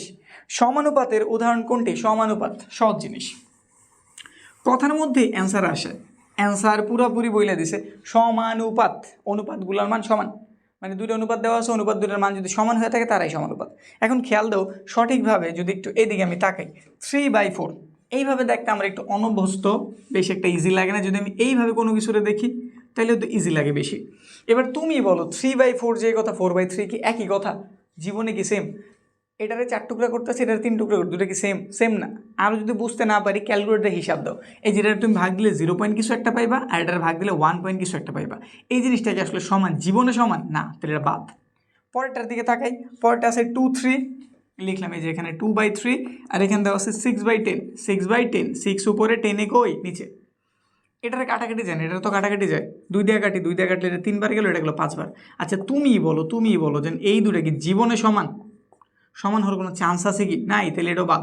পরেরটার দিকে তাকাও, 3/2, 3 উপরে 2 কই নিচে, তারপরে এইখানটাতে আছে কত, এইখানটাতে আছে আমাদের 9 আর 6, 3 দিয়ে কাটি, তো 3 তিরিকা 9, 3 দুগুণে 6, দেখো তো সেম সেম হয়েছে কিনা, এখানেও 3/2, এখানেও 3/2, তাহলে বুঝাই যায় এই অনুপাতটা সমান। তাহলে আমাদের সঠিক উত্তর কত, গ নাম্বার, বুঝছে। এভাবে টেস্ট করলে তুমি পেয়ে যাবা, ক্যালকুলেটরে ভাগ দিলেও পেয়ে যাবা, এটা খুবই সহজ জিনিস। পরে 20 নাম্বারে কি বলছে, নিচের কোনটি ক্রমিক সমানুপাতি, নিচের কোনটি ক্রমিক সমানুপাতি, একটা সহজ কথা বলে দিই। ক্রমিক সমানুপাতি হইলে তুমি খালি এই শর্তটা মানবা, ভি স্কোয়ার সমান এসি, ভি স্কোয়ার সমান এসি। এই জায়গায় মূলত ব্যাপারটা হচ্ছে এরকম, A is to B is to C. এই হইতেছে প্রথমটা, এ কয় নাম্বারটা, 1 নাম্বারটা, বি হইতেছে 2 নাম্বারটা, সি হইতেছে 3 নাম্বারটা। সহজ কথায় তুমি প্রথমটারে আর 3 নাম্বারটারে, কোনটারে, প্রথম আর তৃতীয়টারে গুণ করবা, এটা হইব দ্বিতীয়টার স্কোয়ারের সমান। যে এই শর্ত মাইনা চলে সে ক্রমিক সমানুপাতিক, সহজ ভাষায় এটা। সাইডের দুটারে তুমি গুণ করবা, ওটার গুণফল যদি মাঝেরটার স্কোয়ারের সমান হয় তাইলেই আমাদের সমানুপাতিক তারা। যেমন এখানে আমি 5 আর 20 গুণ করতেছি, 5 আর 20 গুণ করছি 100 জানা কথা। এখন যদি 15, মাঝেটা কি 15 না, এটার স্কোয়ারও যদি 100 হইতো তাহলে তারা শর্ত মানতো, কিন্তু কপাল খারাপ, তার মান সেম হয় নাই, তাহলে 1 নাম্বার আমাদের সঠিক উত্তর না। পরেরটা চেক করি, 3 আর 6 তুমি গুণ করছো 18 হয়েছে, ঠিক আছে, 3 আর 6 গুণ করে 18 পাইছো, 5 বর্গ কত 25 না, দুটো কি সমান না, তাহলে আমাদের এটাও কাটা। পরেরটা 2 আর 8 গুণফল কি 16 না, আর আমাদের 4 স্কোয়ার কত 16, হ্যাঁ এই তো মিল লাগেছে, তাহলে আমাদের সঠিক উত্তর কত ক, বুঝতে কি পারছি? সিম্পল, তুমি এই নিয়মটা খালি মানবা, প্রথমটা শেষেরটারে, মানে প্রথমটা 3 নাম্বারটা শেষের বললেও হইব, এই দুটারে গুণ করে যদি মাঝেরটার স্কোয়ারের সমান মান পাও তাইলে তারা ক্রমিক সমানুপাতি। পরেরটা এইখানে কি দিয়ে দিছে, আচ্ছা এটা এইভাবে না দিয়ে যে তোমার সামনে কেউ বলে যে 3:8 ইজ ইকুয়াল টু Z:32, এবার তুমি Z এর মান কত বইলা দাও, তাহলে তুমি ইজিলি বলতে পারতা। আমাদের এরকম ডাবল ইস্টু দেওয়া থাকলে ওটা সমানের কাজ করব, কার কাজ করব, সমানের কাজ। তো দেখি প্রক্রিয়াটা কেমন, 3:8 ইজ ইকুয়াল টু Z/32, আর এবার ক্রস গুণন করো তো, তাহলে কত হইব, 8Z is equal to 32 into 3, আমার তো Z এর দরকার, 32 3, এর এই পাশে গুণ আছে, এই পাশে গেলে ভাগ, 4টা 32, তাহলে 3 4 12, Z এর মান কত 12, শেষ কাহিনী। কত গ নম্বর, বুঝছি না? এবার যদি পরেরটার দিকে তাকাই, 22 নম্বরে কি বলছে, 22 নম্বরে বলছে একটি ক্রমিক সমানুপাতের প্রান্তীয় রাশি দুইটি, শিখছো এটা জানো তুমি কেমনে করতে হইব, মাত্রই বুঝাইছি, খালি এটা বাংলা দিয়ে বলছে। একটি ক্রমিক সমানুপাতিক প্রান্তীয় রাশি দুটি 4 এবং 16 হলে মধ্য সমানুপাতি কত? আচ্ছা আমি একটা দাগ দিলাম, হ্যাঁ দাগ দিয়ে জানছিলাম এটার নাম এ, এটার নাম বি। এই দাগের দুটা প্রান্ত কি এইটা না, একটা প্রান্ত এ আরেকটা প্রান্ত কি বি না, মানে দুইটা মাথা বুঝাইছে, মাঝখানে কিন্তু বুঝাই নাই। এই যে দুটা প্রান্ত মানে কি দুই দিক বুঝাইছে, তাহলে এইখানটা তো ধরো প্রথম রাশিটা আমার দিয়ে দিছে, মাঝখানের রাশিটা আমি জানি না, আমার আবার লাস্টের রাশিটা 16 দিয়ে দিছে, এই মাঝখানের রাশিটা কত আমার কাছে জানতে চাইছে। তো মাত্রই তো নিয়ম শিখেছি, এই দুটোর তুমি গুণ করবা, এই দুটোর কী করবা, গুণ করবা, তাহলে 4 আর 16 দিলাম গুণ, এটা হইব মাঝেরটার স্কোয়ারের সমান, মাঝেরটার স্কোয়ারের সমান। তাইলে তুমি 16 আর 4 একটু গুণ কইরা বর্গমূল করে দাও, তাইলে কাজ শেষ। 4 গুণ 16, রেজাল্ট বেরিয়েছে 64, কত 64, এটার মান বের করার জন্য রুট কইরা দাও, তাহলে এক্সের মান কত বেরিয়েছে 8, শেষ, হিসাব কমপ্লিট। 22 নাম্বার শেষ। 23 number, x/y is equal to 3:2 হলে এই জিনিসটার মান জানতে চেয়েছে, পারবা কি? একটু সুন্দরভাবে লিখি, যেভাবে আমরা আর কি দেখা অভ্যস্ত, ঠিক আছে, লিখছি না, x/y মানে x/y, 3:2 মানে 3/2। এখন দেখো আমাদের x এর সাথে কত গুণ করছে 4, তাহলে আমি এখানে একটা 4 গুণ করে দিই, উপর যেহেতু একটা 4 গুণ করছি আমাদের এই পাশে একটা 4 গুণ করা উচিত ব্যালেন্স করার জন্য। তারপর y এর সাথে আছে 5, এখানে আমি একটা 5 গুণ করে দিলাম, তাহলে ব্যালেন্স করার জন্য এদিকে একটা 5 গুণ করা উচিত আছে, করলাম। এবার একটু হিসাব করি, 2 ধারা আমি চাইলে এটার কেটে দিতে পারি, দুইবার যায়, তাহলে এখানে রেজাল্ট হলো 3 দুগুণে 6, নিচে হলো 5। এটার আমি চাইলে লিখতে পারি 4x/5y, আর এটা চাইলে আমি লিখতে পারি 6/5। এখন দেখি অ্যান্সার এভাবেও থাকতে পারে, এভাবেও থাকতে পারে, কোনভাবে আছে 6/5, কই আছে 6/5, এই যে ঘ নম্বরে। বিষয় ক্লিয়ার, বুঝছি? বুঝে থাকলে 24 নাম্বার দেখি, একটা নিয়ম দেখাই, ট্রেনের নিয়ম। কিসের নিয়ম? ট্রেনের নিয়ম। এই অঙ্কে এবার ট্রেন আসলো কোথা থেকে? ট্রেন কেন বুঝাইছি, ধর এটা একটা, এটা একটা, এটা একটা, 3টা বগির আমি যোগ করে দিতেছি। ধর ট্রেন এটা একটা বগি, এটা একটা বগি, এটা একটা বগি, 3টা বগির আমি যোগ করতেছি, আমাদের ভগ্নাংশের মান সেম থাকবো, ঠিক আছে? এটা হচ্ছে ট্রেনের নিয়ম। যদি একটু খেয়াল করি, একবারই করে দিই, হ্যাঁ একটু লম্বা হইব হয়তো, কারণ নিচে মোটমাট 9টা মান, দেখি তুলতে পারি কিনা। আমি উপরেরগুলো সব যোগ করতেছি, এক্স যোগ ওয়াই যোগ জেড, তুলে লিখে দিলাম x + y + z। নিচের দিকে তাকাই, এদের একটু যোগ করতেছি, 2x + 3y, দেখি জায়গা করতে পারি না, না পারলে নিচে চলে যাম। প্রথম একটা, আচ্ছা আর ওই দিক থেকে লিখি, 2x + 3y + 5z + আমি শুধু এগুলো তুলতেছি, 3x + 5y + 2z, জায়গা হয় নাই, নিচে এসে পড়লাম, 5x + 2y + 3z। এবার একটু ঠান্ডা মাথায় যোগ করো তো, উপরে যা আছে ঠিক তাই, তার নিয়ে কিছু করলাম না, নিচের দিকে তাকাই, এখানে 2টা x আছে, আর x আছে কি, হ্যাঁ আবার 3টা আছে, আরও x আছে কি, হ্যাঁ আছে আরও 5টা আছে, তাহলে মোট কয়টা হইল 10x। ওয়াইয়ের দিকে তাকাই, 3টা আছে, আরও 5টা আছে, 8টা হইল, আরও 2টা আছে, তাহলে এটাও 10টা পেয়েছি। জেডের দিকে তাকাই, 5টা আছে, 2টা আছে, 7টা, 7টা 3টা 10টা, সব কটাতে 10 আছে, কমন নিয়ে নাও, তাহলে এখানে x + y + এর z পাওয়া গেল, উপরে আছে x + এর y + এর z, বুঝা গেছে অ্যান্সার কত হইবে, এটা কাটটা দিলে উপরে 1 নিচে 10, তাহলে অ্যান্সার হইব 1:10, বা এটা যেভাবে দেওয়া আছে, দেখি কোনভাবে দেওয়া আছে। আমাদের অ্যান্সার এইভাবে দেওয়া আছে 1/10, তাহলে অ্যান্সার হইব এই ঘ নাম্বার। বুঝতে কি পারছি? 25 নাম্বারে কি বলছে? ভগ্নাংশ দিয়ে দিছে, মান টান দিয়ে দিছে, কি করতে হইব দেখি তাকায় কি করতে হইব। এটা দিয়ে দিছে, তারা বলে দিছে x/y ইজ ইকুয়াল টু যদি 2/3 হয়ে থাকে তাহলে এই জিনিসটার মান বের করো। ঠিক আছে, 6x প্লাসের y 3x প্লাসের 2y এর মান কত জানতে চেয়েছে। এখানে আমি একটু কাজ করি, একটু আর বা ক্রস গুণন করি। 3 এর সাথে x গুণ হইলো, 2 এর সাথে y গুণ হইলো, তো আমি এই জিনিসটা জানছি, মাথায় রাখলাম। এবার দেখো তো এখানে তো 6x আছে, এটা যেই কথা 2 × 3x মনে হয় একই কথা নাকি, বুঝছে? তারপর যদি একটু এইখানে তাকাই, এইখানে আমাদের 3x দেওয়া আছে, আচ্ছা 3x 3x রাখি, এখানে 2y রাখি, সব 3xগুলো চেঞ্জ করে দিই। 3x এর পরিবর্তে আমি যে লিখতে পারি 2y, সাথে আছে y। 3x এর পরিবর্তে আমি 2y লিখতে পারি, নিচেও আছে 2y। বুঝছি কি করছি? আমি সব 3x এর 2y দ্বারা বাদ করে দিয়েছি, মানে আমি একটা চলক আনছি, যে কোনো কয়টা চলক আনছি, একটা চলক। আর একটা চলক আনলে আমাদের অঙ্ক ইজি হয়ে যায়, কাজ ইজি হয়ে যায়। তো এখানে হয়ে গেল 4টা, 4টার একটা 5টা। এই নর্মাল বিষয় বুঝবে, এই জন্য আর ভাঙ্গে করলাম না। 2 দুগুণে 4টা y হয়েছে, সাথে আছে একটা 5টা, নিচে আছে 4টা y। y কেটে দিছে, তাহলে এখানে রইল কত? 5/4। অ্যান্সার হইব 5/4। কয় নাম্বারে আছে? গ নাম্বারে। ব্যাস, আমরা প্রায় শেষের দিকে এসে পড়ছি, আর অল্প কিছুই আছে। ওগুলো কমপ্লিট করলে 11 নম্বর অধ্যায়ের এমসিকিউর চিন্তা আমাদের একদম শেষ, একদম পুরোপুরি শেষ। আর এক্সট্রা কিছুর প্রয়োজন নাই। এর মধ্য থেকে তোমার যেই কোনো পরীক্ষা হোক, এগুলোর মধ্য থেকে আসবো। ঠিক আছে, তাহলে পরেরগুলি দেখি। 26 নাম্বার একটা ভগ্নাংশ দিয়ে দিছে, তার মান দিয়ে দিছে, আর আমাদের এখানে m/n এর অনুপাত কত জানতে চেয়েছে। তো এটা নিয়ে কাজ শুরু করি। এখানটাতে দেওয়া আছে 3m প্লাসের n, নিচের অংশে দেওয়া আছে n মাইনাসের m ইজ ইকুয়াল টু 9। একটু আড়াআড়ি গুণ করি, এখানে আছে আমাদের 3m, এখানে আছে n, যদি একটু 9 এর সাথে গুণ করি এটা হয়ে যাবে আমাদের 9n মাইনাসের 9m। বুঝতে পারছি তো কী করছি?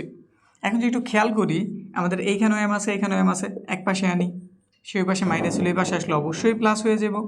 এখানটাতে 9n আছে, সেই পাশে প্লাস, ওই পাশে গেলে অবশ্যই মাইনাস। তো যোগ বিয়োগ করলে এখানে পাওয়া গেল কত? 12m, এখানটাতে পাওয়া গেল 8n। আমাদের বলছে m আর n এর অনুপাত বের করতে। m/n যেই কথা, m/n কি একই কথা না? তো এই জন্য nটা এই পাশে গুণাকার আছে, এই পাশে আসলে অবশ্যই কী হয়ে যাবে? ভাগ। তো m এর নিচে n এর দিয়ে দাও। আবার এই পাশে m এর সাথে 12 ছিল গুণ, ওই পাশে গেলে কী হয়ে যাবে? ভাগ। তাহলে 8 এর নিচে 12 দিয়ে দাও। প্রক্রিয়াটা বুঝছো কী করছি? আমাদের মূলত দরকার এইটারে, তো এই জন্য আমি চাইলাম m এর নিচে n এসে পড়ুক, সেই পাশে গুণ আছে, এই পাশে এসে ভাগ।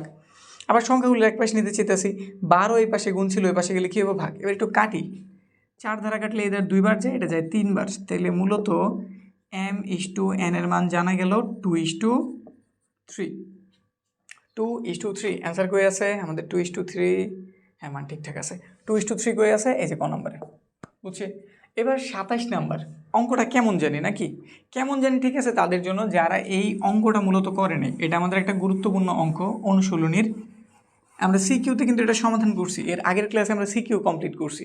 আমরা মাত্র 5টা সিকিউ দেখাইছি, যেগুলো থেকে তোমার ইনশাল্লাহ কমন পড়ে যাব। ওইখানে এই টাইপের অঙ্ক আমরা করছি, এটা একটা খুবই পরিচিত অঙ্ক। এই অঙ্কটা চিনা থাকলে তোমার এই অঙ্কটা, মানে এই এমসিকিউ করাটা খুব ইজি হয়ে যাব। আর এটা কিন্তু বোর্ডে আসছিল, এটা একটা বোর্ডের প্রশ্ন, সম্ভবত 19-এ কোনো একটা বোর্ডে আসছিল। এবার যদি একটু খেয়াল করো, এই জিনিসটা আমি একটু তুলি, একটা লাইন করার পরে তোমারও পরিচিত মনে হইবে এটারে। এখানে দেওয়া আছে a² b², এখানটাতে দেওয়া আছে ab। আচ্ছা, যদি আমি একটা কাজ করি, 2 এই পাশে কি আকার আছে? গুণ, উপরে আছে না, ওই পাশে পাঠালে কী হয়ে যাবো? ভাগ। তাহলে আমি এই কাজটাই করলাম, এটার ওই পাশে পাঠাই দিলাম, a² b², 2 এদের সাথে গুণ হয়ে 2ab হয়ে গেল। বুঝছি? এবার একটু অঙ্কটার দিকে তাকাও, এখানে m প্লাসের y লিখছে, m প্লাসের কত লিখছে? y, আবার m মাইনাসের y। তাহলে বুঝাই যায় একবার এটার সাথে এটা যোগ করা হয়েছে, মানে যোজন, আবার এটা থেকে এটার বিয়োগ করা হয়েছে, মানে কি? বিয়োজন। তাহলে এদিকটা তো সেম কাজ হইব, a² প্লাসের b² প্লাসের 2ab, একটা সূত্র হয়ে গেছে কিন্তু। আবার উপরেরটা a² প্লাসের b² মাইনাসের 2ab, যোজন বিয়োজন করছি। উপরটার সাথে নিচেরটা যোগ করছি, উপরটা থেকে নিচেরটা বিয়োগ করছি, এখানেও সেম কাজ, উপরের এটার সাথে নিচেরটা যোগ করছি, উপরের এটা থেকে নিচেরটা বিয়োগ করছি। তাহলে এখানে পাওয়া গেল m প্লাসের y m মাইনাসের y। একটু তাকায় দেখো তো, এটাই কোনো সূত্র না, শুধু একটু সাজাই না নেই, আসলে সাজাই না নাকি একই তো জিনিস। a² প্লাসের 2ab প্লাসের v² লেখা যেই কথা, a² প্লাসের v² প্লাসের 2ab লেখা তো একই কথা। আর এটা হচ্ছে কার সূত্র? a plus b whole square. তাহলে উপরে আছে আমাদের a প্লাস b হোল স্কোয়ারের সূত্র, আর নিচে আছে a মাইনাস b হোল স্কোয়ারের সূত্র। অঙ্কে এই দুটার কী করছে? রুট করছে। তাহলে এখানে আমরা একটু রুট করে দিলাম। রুট যদি করি, এখানে পাওয়া যাব রুট এম প্লাসের ওয়াই রুট এম মাইনাসের ওয়াই আর এই পাশে রুটের স্কোয়ারে কাটা একবার এ প্লাসের বি আরেকবার এ মাইনাসের বি শেষ। তাহলে অ্যান্সার হবে যেটা একবার এ প্লাসের বি এ মাইনাসের বি। আশা রাখি এই অঙ্কটা এবার তোমার মনে পড়ছে। এই যে এবার 28 নাম্বার এবিসি ক্রমিক সমানুপাতি হলে আমরা এবিসি ক্রমিক সমানুপাতের ধর্ম আশা রাখি জানি। যদি ধর্মগুলি আমরা জানি না থাকি আমাদের কাছে এই বিষয়টা কোনো ব্যাপারই না। এবিসি ক্রমিক সমানুপাতের প্রথম ধর্ম হইতেছে এ বাই বি যেই কথা বি বাই সি একই কথা। এটা তুমি মাথায় রেখে আগাইবা, এ বাই বি যেই কথা বি বাই সি একই কথা। এবার একটা একটা করে চেক করি এটা কি সঠিক। যদি তুমি একটু আর গুণ করো, এ আর সি গুণ হইব বি আর বি গুণ হইব, বি আর বি গুণ হলে বি স্কোয়ার আর এখানে হলো এসি, তাহলে বোঝা গেল আমাদের এক নাম্বারটা মিলছে। ঠিক আছে, এখন এটা বলছে আমরা জানি আমাদের প্রথম রাশিটার 3 নাম্বার রাশিটা এই দুজনের গুণফল মাঝেরটার বর্গের সমান। মাঝেরটার কি বর্গের সমান, কখনোই প্রথম রাশি শেষেরটার যোগফল মাঝেরটার ডাবলের সমান না, তাহলে 2 নাম্বার ভুল। আর এইরকম জিনিস একটা যদি তুমি ভুল পাইয়া যাও তোমার কাজ খুব বেশি হয়ে গেল, তাহলে বাকি দুটো অ্যান্সার হইব মানে হইবই। যদি এরকম যে তার যে একাধিক অ্যান্সারগুলি হয় ওটাতে যদি একটা অপশন তুমি ভুল পাও এর মানে বাকি দুটো সঠিক উত্তর সঠিক উত্তর, কোনো আর কনফিউশন নেই, চেক করার দরকার নেই। কিন্তু তো আমরা চেক করে দিতেছি যে এটা আসলে সঠিক কি সঠিক না। আমরা এটা জানছি কিন্তু এটা কোথা থেকে আসলো। আচ্ছা ঠিক আছে, এটা মুছে দিয়ে তো বুঝছি। এখন যদি আমি তোমার যোজন করতে বলি এ প্লাসের বি হইব নিচে বি এর মতো বি, এখানে হইব বি প্লাসের সি নিচে সি এর মতো সি। এরকম যোজন করলে মানের কি কোনো পরিবর্তন হয়? মানে ভগ্নাংশের মান তো সেম সেম থাকে না। তাহলে বোঝা গেল এটা যেই কথা এটা হওয়া পসিবল, মানে এটা পসিবল হলে এটা পসিবল, আর এখানে এটাই লেখছে। তাহলে আমাদের এটাও সঠিক, অ্যান্সার হইবে 1 আর 3। কই আছে 1 আর 3? খ নম্বরে। পরেরটাতে এ বি সি ডি ক্রমিক সমানুপাতিক, এখানে আবার একটু মান বাড়াই দিছে, এখানে এ বি সি ডি, তাহলে এটার মান হইতেছে এ বাই বি যেই কথা বি বাই সি একই কথা সি বাই ডি একই কথা। এটা হচ্ছে মূলত কথা, এবিসিডি ক্রমিক সমানুপাতিক মানে হচ্ছে এইটা। এবার সে কী কী শর্ত মানে, প্রথম বলছে ভি এ বাই সিভি। আচ্ছা এটা কী জিনিস, আমরা তো জানতাম এ ভি আর বিসি সমান। ঠিক আছে, আমি লিখলাম এ ভি আর বিসি সমান, এটা আমার তথ্য মতে ঠিক আছে। আমি যেটা ব্যস্তকরণ করি, করা তো যায়, ব্যস্তকরণ হলে উভয় পক্ষে হয়, তাহলে এটা দেখতে হয়ে যাবো ভি এ আর এটা যাবো সিভি। এখানে কি এটাই দিয়ে দিছে না ভি এ বাই সিভি, তাহলে বোঝা গেল 1 নাম্বার সঠিক। 2 নাম্বার দিকে তাকাই, এখানে আবার সিভি ডিসি দিয়ে দিছে, সিভি ডিসি এই দুটোর একটু নেই, এই যে আমাদের ভিসি আর নিলাম আমি সিডি, এদের একটু ব্যস্তকরণ করি, মানে উল্টাই দিলাম সি উপরে ভি নিচে, এইখানে ডি উপরে সি নিচে সিভি ডিসি। দেখো তো এটাই কিনা সিভি ডিসি, তাহলে এটাও ঠিক আছে। এবার এটা এ বি সি ডি ক্রমিক সমানুপাতিক, আমি তো এটা দিয়েই শুরু করছিলাম, এটা একদম বেসিকটা। তো বোঝা গেল আমাদের তিনটাই সঠিক, অ্যান্সার এটা। তারপরে ত্রিভুজের 3টা কোণের অনুপাত দিয়ে দিছে, বৃহত্তর আর ক্ষুদ্রতম কোণের পার্থক্য জানতে চেয়েছে। ঠিক আছে, ত্রিভুজের 3টা কোণ ধরলাম, এটা আমাদের একটা ত্রিভুজ যেটা 3টা কোণের মান, একটার মান ধরলাম 3x, এটা 3x দিয়ে দিছে, এক্স ওর দিন 3 দেয়, আমরা ডাইরেক্ট মান বোঝানোর জন্য সাথে এক্স গুণ করে নিই। তারপরে এটার মান দিয়েছে 4x, ধরলাম এটা হচ্ছে আমাদের 4x, আর এটার মান হচ্ছে 5x। এই 3 জনের বৃহত্তর আর ক্ষুদ্রতম কোণের পার্থক্য জানতে, মানে সবচেয়ে বড় হয়েছে এটা আর এটা, এই দুজনের বিয়োগফল জানতে চেয়েছে। এখন এক্সের মানটা সবার আগে উদ্ধার করা উচিত, তো এর জন্য আমরা একটা কাজ করব। একটা ত্রিভুজের থাকে কত ডিগ্রি? 180 ডিগ্রি না?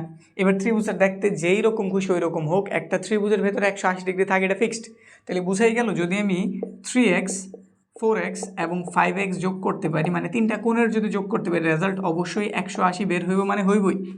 এবার এদের যদি একটু যোগ করি, এখানে কত হইল 9 10 11 12 হয়েছে 12x, এখানে আছে 180। আমার এক্সের প্রয়োজন, 180 রে আমি 12 ধারা ভাগ করলাম, তো 180 একটু 12 ধারা ভাগ করে দেখো তো কত বের হয়। 180 ভাগ হইতেছে 12, রেজাল্ট বেরিয়েছে 15। কত বেরিয়েছে? 15। এক্সের মান 15 ডিগ্রি, 15 ডিগ্রি। এবার বড় কোণটা কত? 5x, তাহলে 5 ইন্টু এক্সের মান 15 কত হবে? 75 মনে হয়, 15 5, হ্যাঁ 75 বের হয়েছে। আর ছোটো কোণটা হইতেছে 3x, ছোটো কোণটা কত? 3x, তাহলে 3 ইন্টু 15 45। দুটার বিয়োগ করতে বলছি, একটু বিয়োগ করো তো। 75 থেকে 45 বিয়োগ 30, কত বেরোইব? 30। মাইনাসের হিসাব কিন্তু করেন, আমি জাস্ট বিয়োগ দেখাইতেছি, এমন না জানি যে এটা থেকে এটার বিয়োগ করছি, এরকম কিছু না, বড় থেকে ছোটোটার বিয়োগ করছি। তাহলে অ্যান্সার কত? 30। কই আছে 30? ঘ নাম্বারে। এবার যদি পরেরটার দিকে তাকাই, এখানে আমাদের কিন্তু তথ্য দিয়ে দিয়েছে, উদ্দীপক দিয়েছে, ওই অনুসারে এমসিকিউ সমাধান করতে হইব। দেখি কি করা যেতে পারে।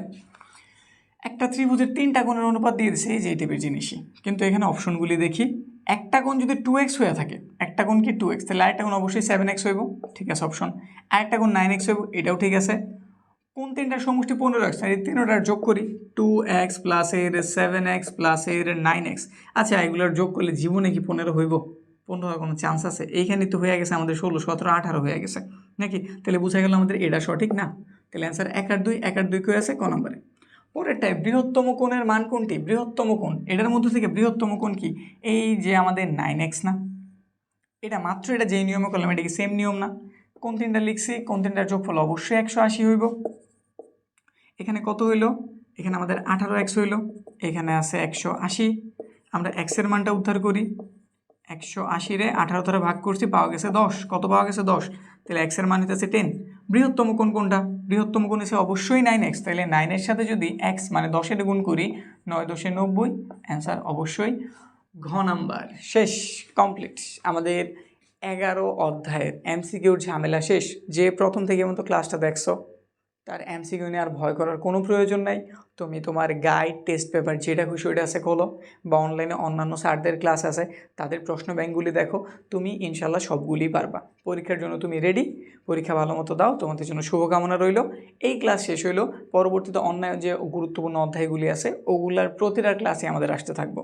তো চ্যানেলটা সাবস্ক্রাইব করে রাখো, আর তোমাদের জন্য শুভকামনা রেখে ক্লাস আজকে এইখানেই শেষ করতেছি। ভালো থাকো।